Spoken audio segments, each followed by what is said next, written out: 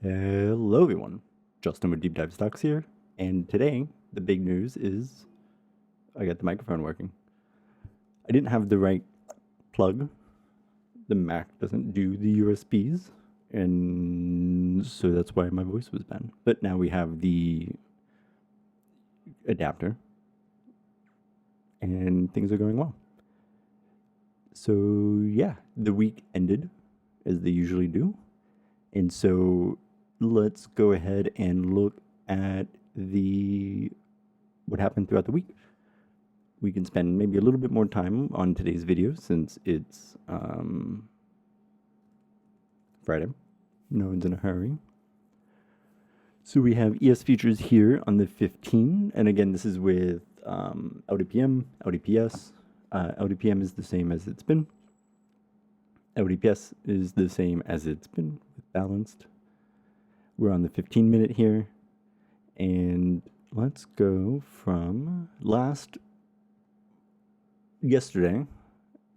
We talked about, again, this idea of these repeating patterns that keep coming up. And I think that we even mentioned that ES futures looked like they were on such a pattern, which is namely the bullish liquidity up, price stagnates, and then the idea is that we need to keep an eye out for that bullish or bearish liquidity. The bearish liquidity did in fact come. It tested that support, fell through, tested the support, fell through, tested the support, fell through. And then in the pre-market, and then it looks like the market opened up and things went even more down, price stagnates. And again, this is kind of the opposite of what we expect here, right? So here we see that bullish liquidity, the price starts to stagnate. And so now we're like, okay, it's getting likely that we're going to have to test this support for maybe another bounce, right? But in the process, things became bearish.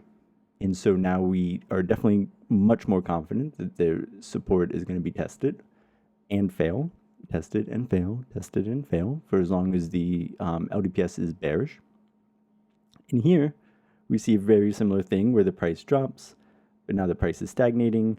And so now the name of the game becomes we might need to kind of inverse that by testing the resistance. And so it just simply becomes a game of monitoring liquidity as that occurs. And here we see that, let me zoom in, the last candle of the after hours before the weekend is a nice little bullish candle. So we can definitely at least assume that the price is at some point going to intersect with LDPM. And if the liquidity remains bullish with the LDPS but coloring the candles green, then we can expect movement up through that resistance, which is currently here at LDPM L5, and then we'll be headed, as long as conditions remain bullish, up to that next resistance here at LDPM L6, which is currently sitting at 6,508. So it's pretty exciting. So lately in these videos, I've been using the 15-minute because that's usually what I look at for if I just kind of want a day view, what's going to happen, in the next day. But now that we are interested in like the week, one of my time frames is the 90-minute. And so what was the 29th, so 8765. So let's look at how things progressed on the 90-minute for the week. So we started out Monday with this bullish liquidity. Price is kind of doing that, stagnating a little bit. So we start saying, all right, maybe we need to test support, but we're still bullish. We test the support, bounce up, test support, and then it gives way. So as soon as we didn't bounce there, a little ominous, we move through right down to that resistance or the support here. I have to really work on, using the right words. So we hit that support, we bounce to the resistance, we get this bullish liquidity, and we move through the ceiling. So now the name of the game is up, price is stagnating a little bit, we get flashes of bearish, but we're still going up, definitely flash of bear now. So as soon as like this occurs, we know that we're going to test that support. We did bounce a little bit. We get some bullish liquidity. This is on Thursday. But things are still looking a little rocky. We get bullish, these bearish prints, but we bounce off the support, recollect some bullish liquidity. We should probably look at the liquidity levels. So, and that's a good sign that, so when we're testing these supports, we have the flow is at least positive. The liquidity amount is a little slow to catch up, but then both become negative by Friday morning, and this is what we saw. But we went bearish here Friday at midnight, tested the support. It took 4 hours to get down to that support at 4:30, at some time in that bar of 4:30 to 6 a.m. We stay on the support. We move through all of those supports immediately, and then that's where we end. Okay, so this looks much more bearish than the 15-minute does, right? Because we're still bearish, and so it kind of lends way to a sort of this activity, right, where the spot is moving up, but we do have these resistances here, and as long as this remains in its bearish, as long as LDPS continues to print those bearish prints, then we know that it is likely that that resistance is going to be rejected, and then the price is going to follow back down. And we can see that even when looking at how things have been progressing in terms of the bearish and the bullish, we can see that the liquidity amounts and liquidity flow are pretty near zero, flirting with that negativity. And that's kind of how I look at the liquidity flow and liquidity amounts. To get into the weeds a little bit, basically what they're doing is every time a data comes in, so every tick, the liquidity levels algorithm measures. It takes the LDPM values and it takes the liquidity, kind of like it distills out part of the LDPM equation, and it kind of gives us a little bit of information regarding how things are occurring, like how things have been occurring, right? So if things have been occurring in a bearish way, then we see liquidity flow and liquidity amounts become bearish. And this can be even with these bullish candles, right? Like it's really just a matter of it. The liquidity levels are looking at the relationship between the price and LDPM, and looking and trying to figure some stuff out from that. And so it's, for me, a good way of looking. Oops, I dropped my light. I need the light or I'll be blind. I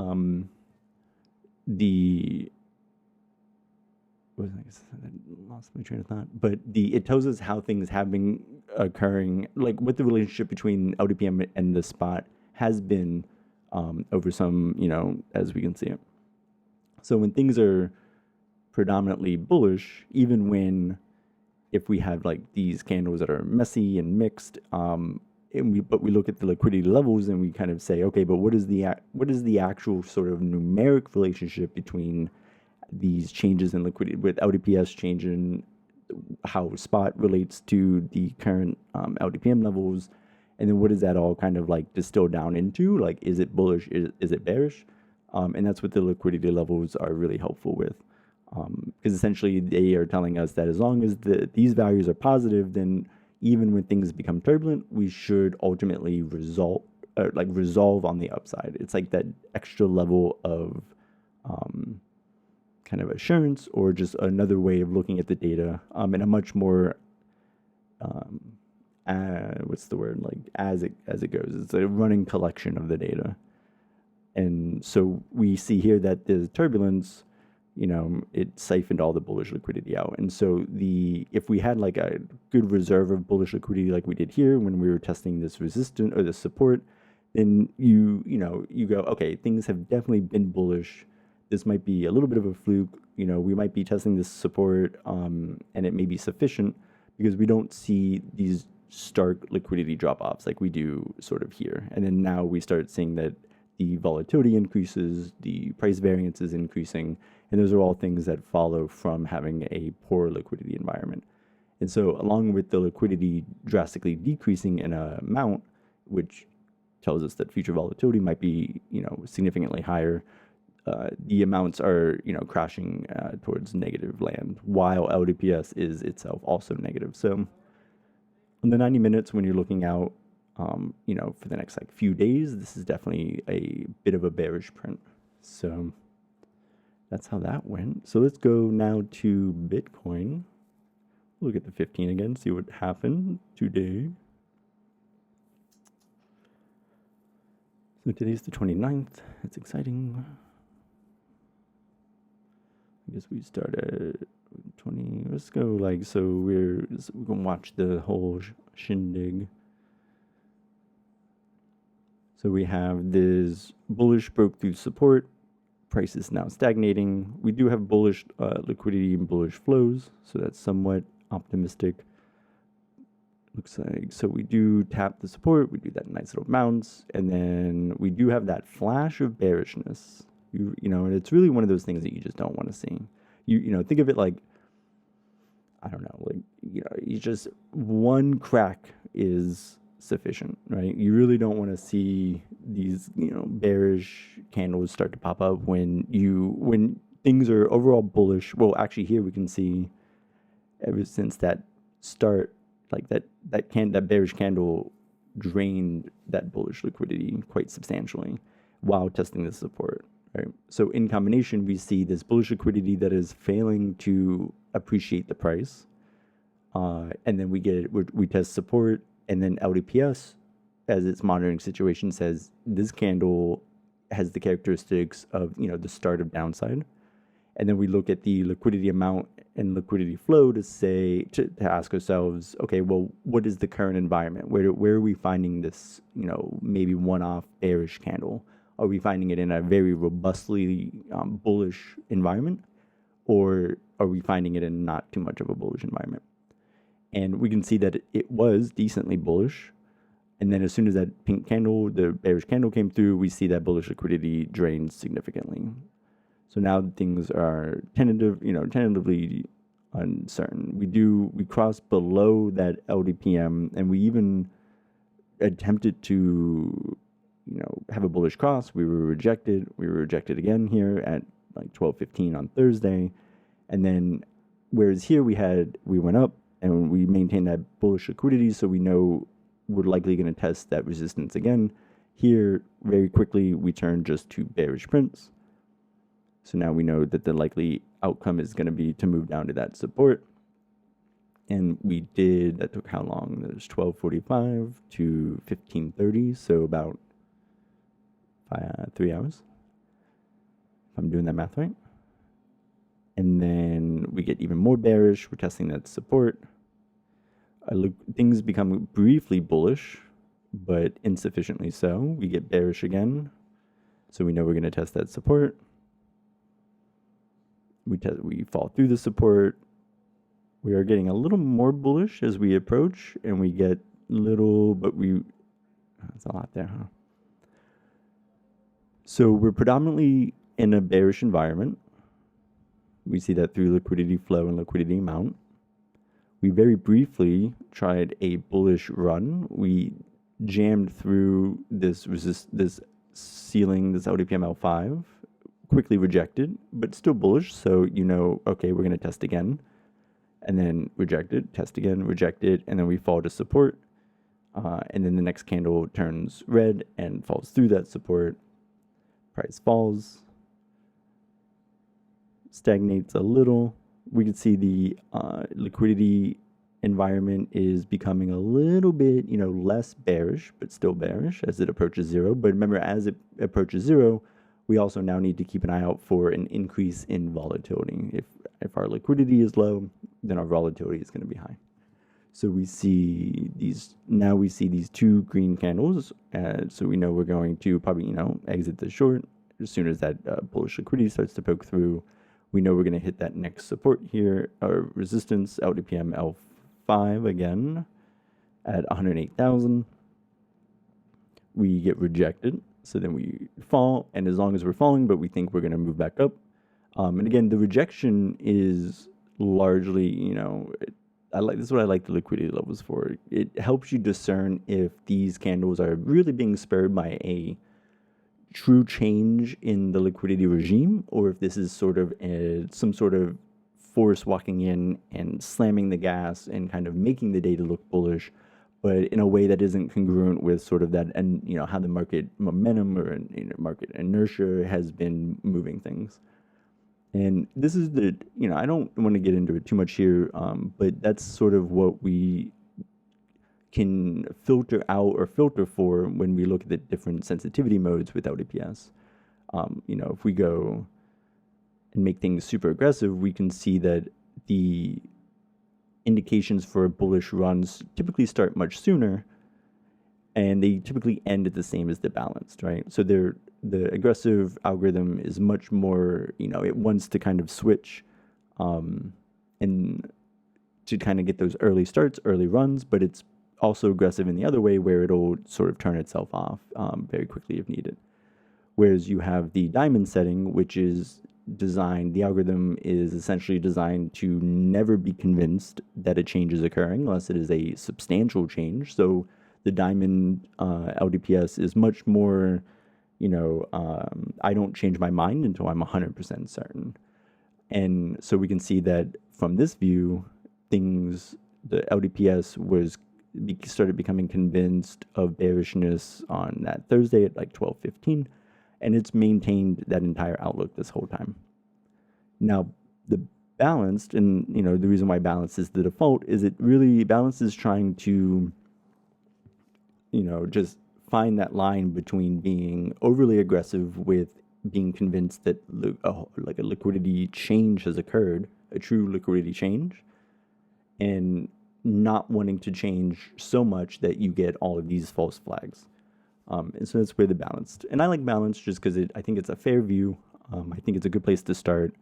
But if these types of instances of, this is, we can see here now that at least, maybe a little bit more clear in a way, I don't want to put words in your mouth, but to me, this helps demonstrate why sometimes these like little clusters of candles, especially when you're looking at like the liquidity environment overall, can sometimes be, like one or two agents stepping in, hitting the gas, and finding out that they actually don't have enough in the tank to overtake the ask that is sitting, not in this case, not too far up.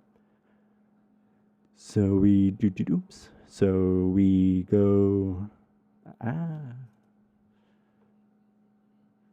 So with that out of the way, we get the bearish continues, and here we have a similar situation where we have this bullish run. We've been consistently riding this support, but maintaining the bullish liquidity.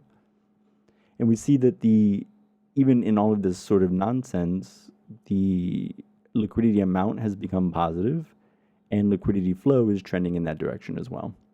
So this is a much more inspiring bullish situation than what we had earlier, where things were pretty predominantly bearish or negative, right? So like the amount briefly became ever so positive here versus, even after the little gas acceleration of bullish liquidity occurred.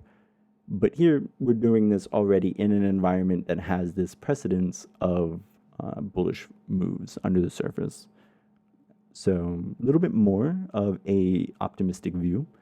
And so with this view, as long as the liquidity holds, as long as that support holds, liquidity remains bullish, then we should expect movement to that next resistance, which is currently 108,200. Which is not too bad, but a 1.43 up. And then if bullish liquidity continues, we get that 2.48% up. So not too bad. So tentatively bullish right now. We'd like to see flow definitely, have more of a step in and help usher this price up, get a little more bullish flow into things, but time will tell. For now, things are tentatively bullish. Probably, I would probably maybe start sizing in, but we'll see. So let's see the 90-minute. Anything exciting happened this week? Started like the 22. I don't want to do that math again.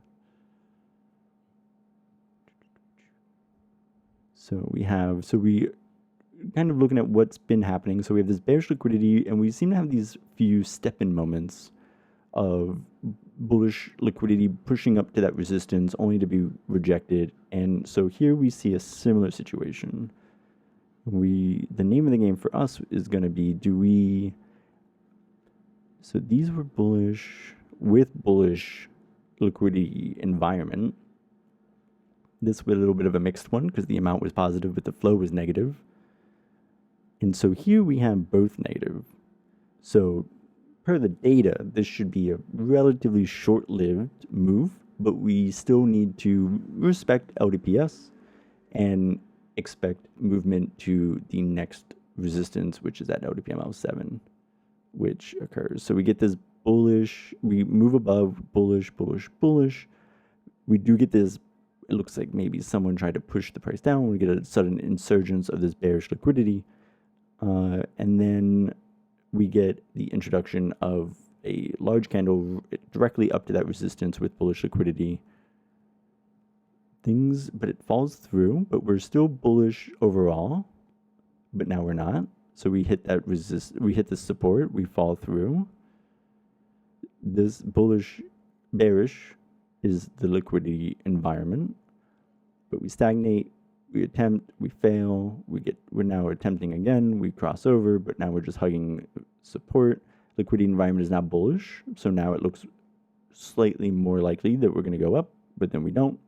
We get these bearish prints start coming through, and then we fall. We try one last attempt at walking above LDPML5 here at 111,000, and it's failed as well. So it looks like on the 15 and the 90-minute conditions are pretty bearish for Bitcoin, right? Because we said the 15 was looking tentatively bullish, right? If we zoom all the way into our local neighborhood, but we are riding that support. So things are tentatively bullish with maybe a 1% move up, and that would be over the next few hours or so. But then when we look at the 90 minutes, which kind of gives us the view of the next day or so, 2 days, 3 days, about a week out, things look bearish. So how far up is the resistance here? So 2.31. So it's not, it's not outside the realm that in pursuit on the 15-minute with that local environment, movement up to the resistance here, 2.44% at LDPM L6, which also happens to coincide nicely with the move, what would be up to the resistance here on the 90-minute. So those two are pretty in sync, so that doesn't seem too far out of the question, even though things here are bearish. And if things continue to be bearish, and again, remember, because these outlooks are on the 90-minute several days out, so say by Sunday, we've hit this resistance. As long as if the conditions continue to remain bearish, then the expected outcome is going to be rejection from that resistance, that LDPM, and then continue on to the downside. So in other words, potentially a scalpable moment of about 2% up, but then probably some, turbulent waters, especially if conditions remain bearish. So, all right. And then I do want to see what happened, what's the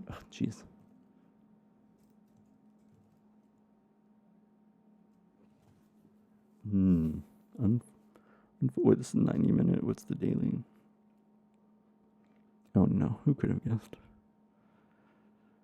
Oh no. So, and again, I hope by now that those who have been following along, which I hope is you, we recognize this pattern, right? This is kind of the same pattern we've been seeing.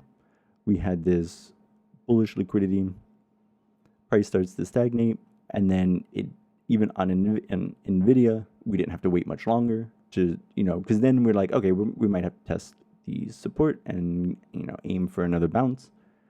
But here we see conditions have turned bearish, so we're absolutely going to test the support. And then if things remain bearish, very much so likely to move through that. We can see that although if we look at the overall liquidity environment and how things have been going, we can see that we still have a bullish environment, but it is substantially less bullish. Like getting over these resistances, we can see how much of that bullish fuel it took. Quite a lot. And we haven't really recovered from that. So things are still pretty looking bearish. I think LDPS is on par here. I think liquidity levels might be a little behind just because of how long maybe the bullish. This is just hand waving on my behalf, but because there's always those two types of interpretation styles. If you want the interpretation style that is incredibly analytical, distinctly with the data, then LDPS is telling us that it's going to go down. Liquidity levels are saying that there is a reasonable chance that there will be enough precedence at LDPM L5 to promote a bullish bounce. But then you kind of have more of the humanistic, the interpretation, which is, built by experience and anecdote and hand waving. And that agrees with the downside. But it also just kind of, at least for me, the gestalt is that likely when we test that support at LDPM 5, we're going to see liquidity levels plummet as that support just drains and doesn't do much for the actual price movement. And then downside is going to continue. But, also I'm a little biased. I don't know why. I want NVIDIA to go down. I'm going to be honest. I'm happy to see bearish liquidity on NVIDIA. So, full disclosure, take that as you will. But LDPS agrees, right? We're transacting at the bid, which means, and remember the bid is the organic bid wants, in a sense, the price to go down. They want to buy low, sell high, and you can only buy low if the price goes down. And so for those who are long-term in value investors in a company, they comprise the organic bid chunk. And again, with their value investing and with their time horizons typically being years into the future, to them, most things are dips. And so they prefer the price go down so they can buy low, because if they still think in 2 years NVIDIA is going to be $300, well, then it doesn't matter if this week it's $100, right? In fact, that's better. They can just scoop up more, right? So if we're transacting at the organic bid, then there is that expectation that the price is going to start dropping, and that isn't going to be fueled necessarily by selling, but rather just by the bid recognizing that it can get a deal by moving lower. And it is primed for that because we can see that in terms of where if you picture the source of liquidity being somewhere between the bid and the ask, we can see that it's moving towards the bid, which means that there is now more people crossing the aisle to meet the bid than there is the bid moving up to meet the ask to transact. So we have a situation where we're already transacting at the organic bid, but we're also the ask is pushing down to the bid. And this is a prime situation for basically if the bid recognizes what's going on, and if there are substantial value investors, then all the organic bid has to do is drop their bids. Ask will follow because we see that they're already flowing to the bid, and the bid wins because they get to buy low today to sell high tomorrow. The ask, don't know, right? All we know is they really are kind of trying to get out. They're trying to sell. But the end result is typically a massive drop in price. And so that's kind of just what I'm looking out for here on NVIDIA. I think that testing LDPM L5 here at 162 is definitely the reasonable expectation. And we'll see as we get there if that's going to be it. But I don't know. Let's look at TLT. Let's look at how the treasuries are doing. So the treasuries have been interesting. So we definitely,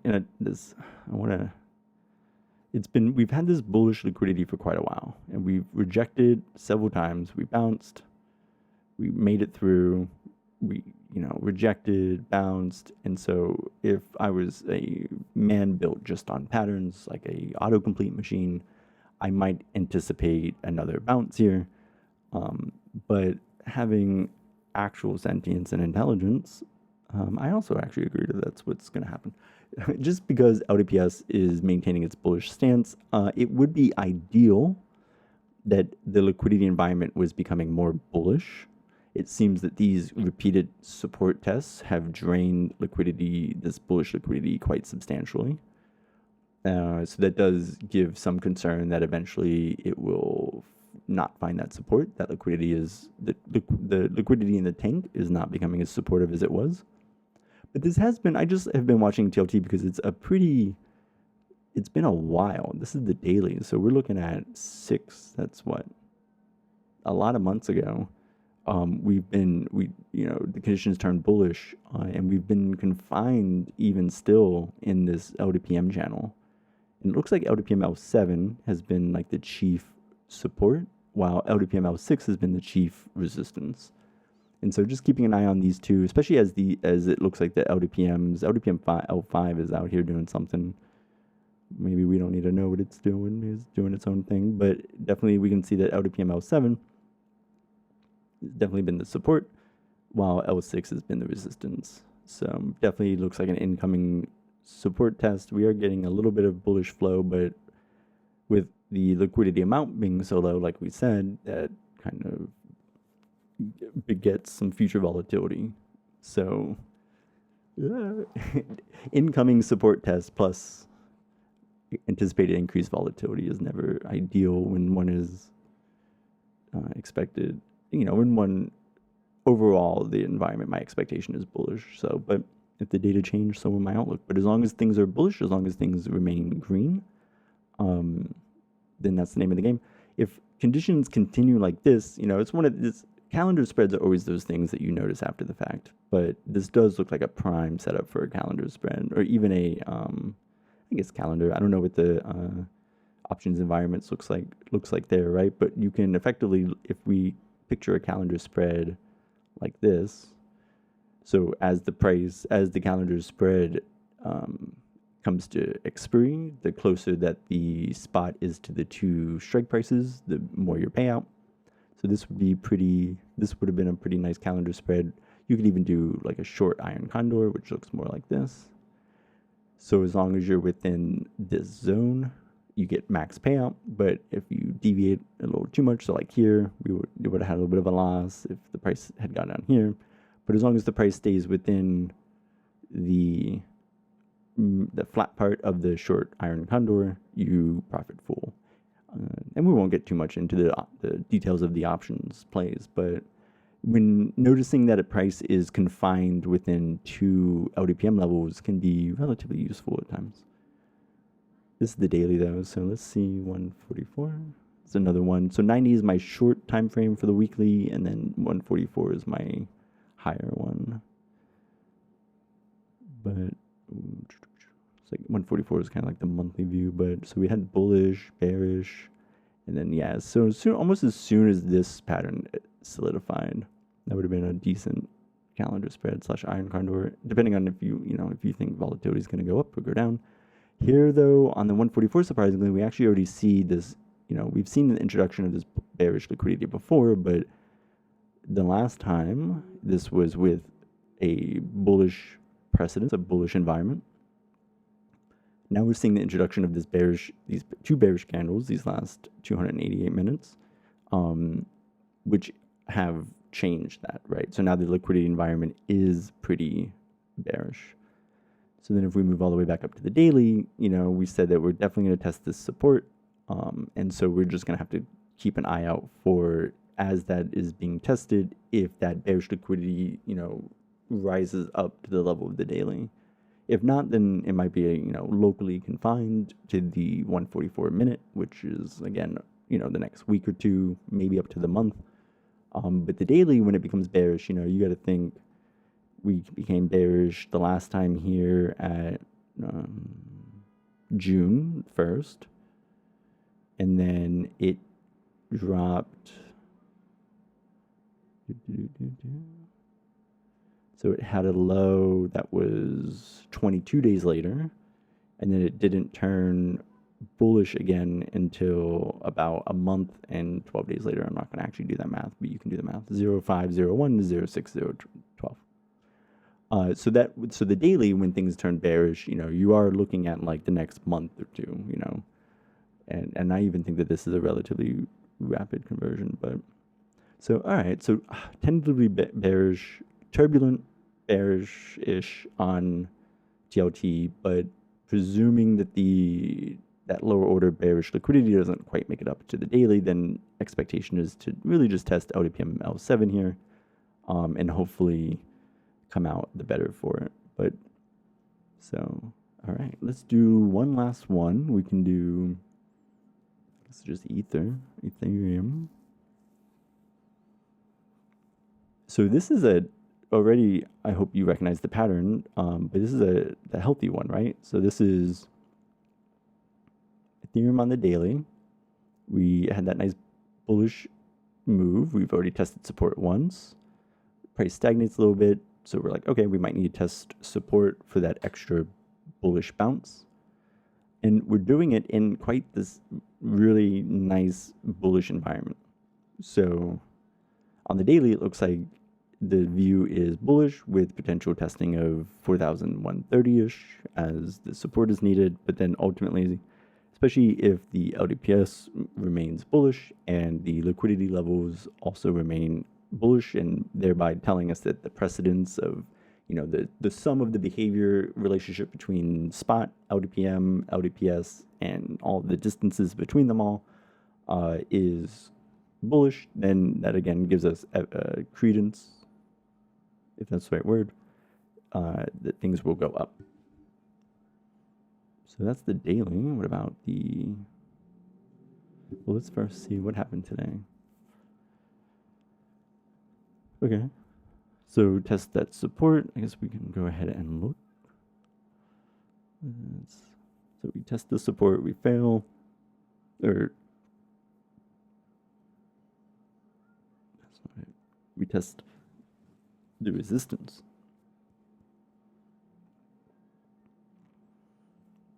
Fail, we test support, and then we fall through. We get bearish. We have this pretty bearish developments here. The price starts to stagnate. We reject off that as well. We keep rejecting. We do get a bullish flash, so we think, all right, we might change. We're going to head up to LDPM L7, and that's where we are right now.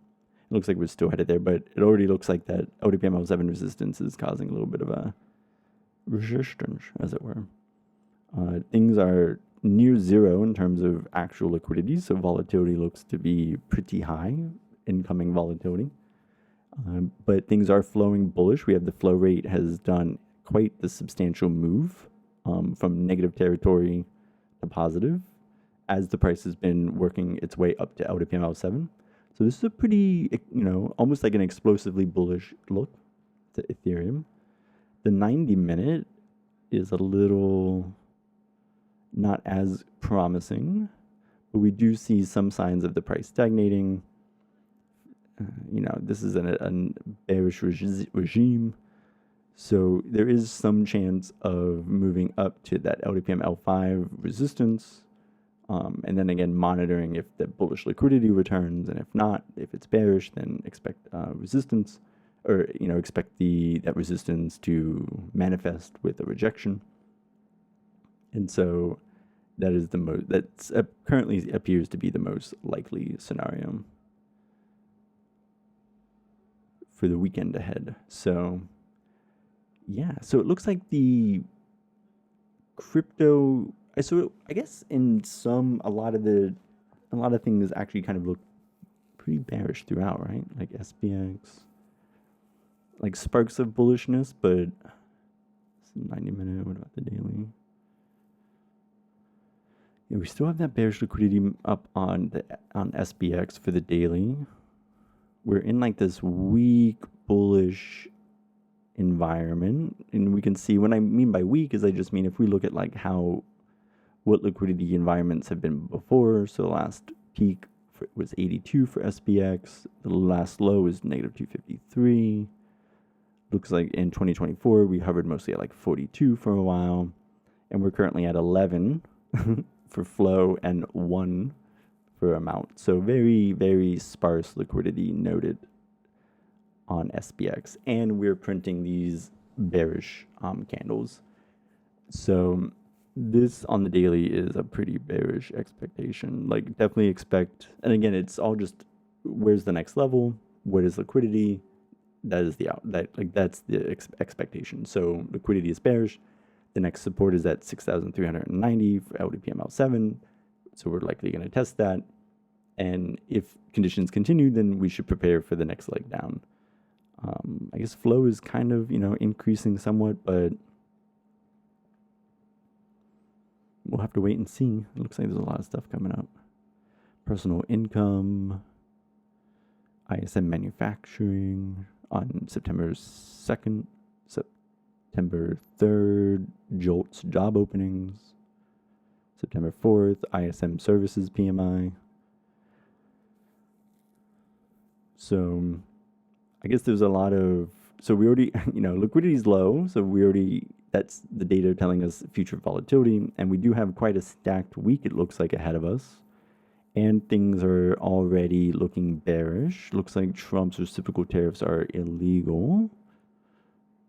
So that's got to be putting a wrench in some people's plans. And I wonder if it's going to manifest in spot.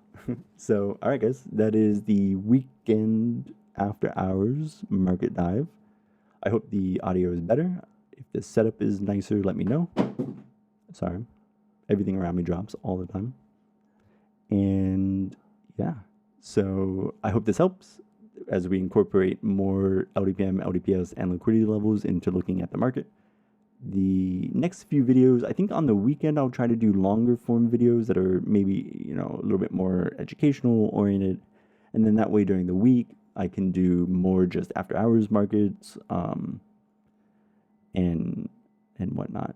So I think that'll be sort of the pattern that I'm getting into. So, but definitely let me know if you guys like the longer versions, the shorter versions. If you want more presentation style, let me know. But for now, I think that is it.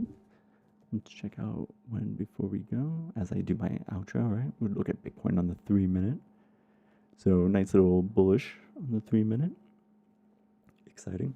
So, all right, guys, that is all for today. I hope this has helped. If not, pretend that it did for me and then let me know. And all right, I will see you guys next time. And by that, I mean tomorrow. I'll do another video tomorrow. So I am doing a video tomorrow. And if there's anything you want me to do in that video, let me know in the comments. And I will try to do it. So, okay, guys. This has been Justin with Deep Dive Stocks for your After Hours Market Dive. And I will see you guys later.